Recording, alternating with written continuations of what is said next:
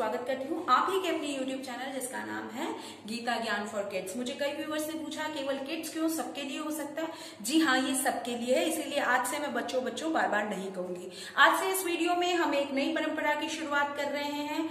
मैं रोज एक क्वेश्चन पूछूंगी। ये प्रश्न हो सकता है पुराणों से संबंधित, उपनिषद से संबंधित, गीता से संबंधित। उस प्रश्न का उत्तर जो पहले 5 व्यूअर्स मुझे कमेंट बॉक्स में लिख कर देंगे उनका नाम मैं अगले वीडियो में अनाउंस करूंगी। साथ ही साथ स्क्रीन पर 10 सेकंड्स के लिए उनका नाम, उनके शहर के नाम के सहित शो किया जाएगा।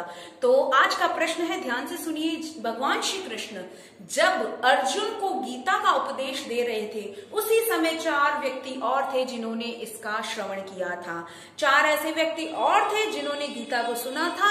अब आपको मुझे उन 4 व्यक्तियों के नाम बताने हैं, ठीक है? तो चलिए आज का शुरू करते हैं हमारा वीडियो। और आज के वीडियो में हम श्लोक नंबर 2 कवर करेंगे जो कि प्रथम अध्याय का है। दृष्ट्वा तु पांडवानीकं व्यूढं दुर्योधनस्तदा आचार्यमुपसंगम्य राजा वचनमब्रवीत्। अब इसका भावार्थ पहले बता देती हूँ। मैंने शब्दों को इसी प्रकार रखा है ताकि भाव के हिसाब से है, श्लोक में आने के हिसाब से नहीं है। तदा माने उस समय, व्यूढ़म माने वज्रव्यूह रचना से खड़ी हुई, पांडवानी का मतलब पांडव सेना को, दृष्टवा माने देखकर। तो संजय से जब धृतराष्ट्र ने प्रथम श्लोक में पूछा था कि प्रथम श्लोक के अनुसार संजय से पूछा धृतराष्ट्र ने कि मेरे और पांडु के पुत्र जो महाभारत के, जो कुरुक्षेत्र के मैदान में युद्ध की इच्छा से खड़े हुए हैं, उन्होंने क्या किया? तब उसके उत्तर में संजय ने क्या कहा कि पांडवों की सेना की व्यूह रचना देखकर दुर्योधन अपने गुरु आचार्य द्रोण के पास पहुंचे और कहा। जो क्या कहा वो आगे के श्लोक में आएगा, लेकिन इस श्लोक का अर्थ है पांडवों की सेना की व्यूह रचना देखकर दुर्योधन अपने गुरु आचार्य द्रोण के पास पहुंचे और कहा। तो यहाँ पे दुर्योधन के लिए राजा शब्द का प्रयोग संजय ने किया। दुर्योधन को संजय ने राजा शब्द के साथ क्यों संबोधित किया, राजा कहकर क्यों संबोधित किया, इसका उत्तर ये है कि स्वामी राम सुखदास जी ने अपनी साधक संजीवनी में इसके उत्तर में लिखा है कि दुर्योधन को राजा इसलिए कहा गया। इसके पीछे 3 कारण हैं। सबसे पहला, धृतराष्ट्र का सबसे अधिक स्नेह दुर्योधन पे था। दूसरा, इस पूरे महाभारत के युद्ध और युद्ध होने के पीछे का कारण क्या था? असली कारण दुर्योधन था। और तीसरा था, नीति भी यही कहती है कि जो ज्येष्ठ पुत्र होता है उसे युवराज पद मिलता है, और युवराज पद मिलने का तात्पर्य यही है कि वो भावी राजा होगा।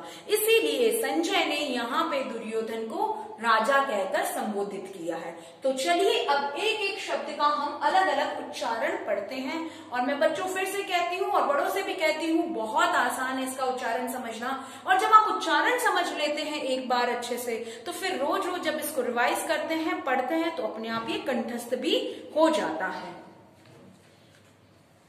पहला शब्द है तदा, बहुत इजी है। फिर है व्यूढ़म, इसको ये क्या है? व आधा व है, व्यू ये ढ म के नीचे हलंत, यानी कि ये आधा म है। किसी भी अक्षर के नीचे यदि हलंत आ जाता है तो इसका मतलब वो आधा अक्षर प्रोनाउंस होता है, ठीक है? इसका मतलब इसमें से अ की ध्वनि निकाल दी गई है, अ की ध्वनि हट जाती है। पांडवानीकम, पांडवानीकम का मतलब है पांडवों की सेना। तो पांडवानीकम, पांडवानीकम, इसको ऐसे पढ़ेंगे। उसके बाद में दृष्टवा, दृष्टवा का मतलब देखकर, ये आधा स, ये आधा ट और ये वा, देखकर, दृष्टवा। तो इजी है पढ़ने में। आचार्यम, ये भी इजी है, ये आधा च है। उपसंगम्य, उपसंगम्य, उपसंगम्य, इसको फिर से रिवाइज करा रही हूं। उपसंगम्य राजा दुर्योधन। ये देखिए, ये पीछे जो विसर्ग लगे हैं, दुर्योधन, ये पीछे ह की ध्वनि आती है इसमें, दुर्योधनः, दुर्योधनः, वचनम अब्रवीत, वचनम अब्रवीत। तो अब इसको स्वरबद्ध तरीके से गाते हैं, बहुत अच्छा लगता है जब हम इनको गाते हैं। तो दृष्ट्वा तु पाण्डवानीकं व्यूढं दुर्योधन सदा आचार्यमुपसंगम्य राजा वचनमब्रवीत्। दृष्ट्वा तु पाण्डवानीकं व्यूढं दुर्योधन सदा आचार्यमुपसंगम्य राजा वचनमब्रवीत्।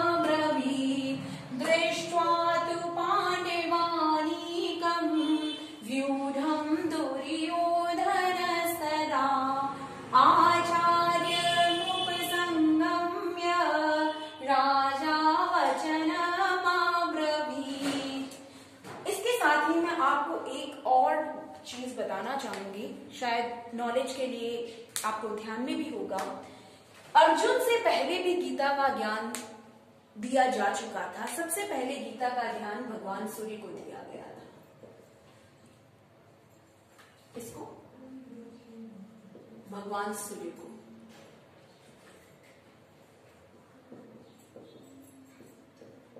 उसके बाद में ये ज्ञान गुरु शिष्य परंपरा के अनुसार, कहा भी जाता है गीता को गुरु शिष्य की परंपरा के अनुसार ही, सबको अपना अपना इंटरप्रिटेशन नहीं लेना चाहिए, किसी न किसी गुरु के मुंह से ही सुननी चाहिए। भगवान सूर्य, और उसके बाद में मैं यहाँ पे ज्ञान नहीं दे रही, मैं तो यहाँ पे केवल उच्चारण सिखा रही हूँ, तो please don't take me otherwise. भगवान सूर्य, उसके बाद में भगवान सूर्य से ये मिला मनु को, मनु के बाद में ये मिला इक्ष्वाकु को। इक्ष्वाकु कौन थे? भगवान राम का जन्म इक्ष्वाकु वंश में ही हुआ था। त्रेता युग में जब भगवान राम का जन्म हुआ, अवतार हुआ था, वो अवतार इक्ष्वाकु कुल में हुआ था। इसीलिए आपने शायद रामायण रिसेंटली देखी होगी, तो बार बार भगवान ने इस चीज को मेंशन किया राम ने कि इक्ष्वाकु वंशज, इक्ष्वाकु वंशज। तो ये वही है। कहा जाता है कि गीता का ज्ञान द्वापर युग के अंत में और त्रेता इसके कलयुग के प्रारंभ में हुआ था। 5000, कई विद्वानों में अलग अलग मत है, कई से 5000 साल पुराना कहते हैं और कई इसे 7000 साल पुराना कहते हैं, पर अधिकतर लोगों का मत है कि ये 5000 साल पुराना है। और भगवान श्री कृष्ण को गीता का उपदेश देने में 45 मिनट लगे थे। कितने मिनट लगे थे? 45 मिनट। तो मैं आपके उत्तर की प्रतीक्षा करूंगी, जरूर देखिएगा। और हाँ, अगर आपको चैनल पसंद आए तो इसको सब्सक्राइब करें, साथ में बेल आइकन दबा दें ताकि आपको जब भी अगला वीडियो अपलोड हो इसकी सूचना मिल जाए। और हाँ, इसको शेयर करना ना भूलें, क्योंकि पुनीत कार्य यदि बच्चे इसको सीखते हैं तो बहुत अच्छा रहेगा। Thank you.